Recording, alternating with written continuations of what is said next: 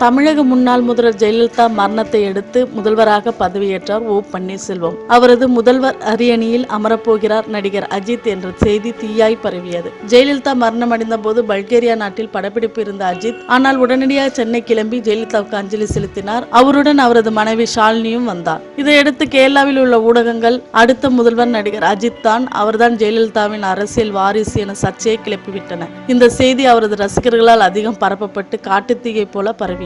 இதனையடுத்து அஜித் தரப்பினர் இதை மறுத்துள்ளனர். மறைந்த முதல்வர் ஜெயலலிதா மீது அஜித் அன்பு வைத்திருக்கிறார், தன்னுடைய தாயை போல நினைக்கிறார். ஜெயலலிதாவின் தைரியம், பண்பு, அக்கறை போன்றவற்றை அஜித்துக்கு பிடிக்கும். அதனால்தான் அவருக்கு அஞ்சலி செலுத்த வேண்டும் என பல்கேரியாவிலிருந்து உடனே கிளம்பி வந்தார் அஜித். மற்றபடி அவருக்கு அரசியல் ஈடுபடும் எண்ணமே கிடையாது என்று கூறியுள்ளனர். இதற்கு முன்னர் ஜெயலலிதா மருத்துவமனையில் அனுமதிக்கப்பட்டிருந்த போது அடுத்த முதலமைச்சர் அஜித் என வதந்தி பரவியது குறிப்பிடத்தக்கது. மேலும் சினிமா தகவல்களுக்கு கீழே உள்ள சப்ஸ்கிரைப் பட்டனை அழுத்தவும்.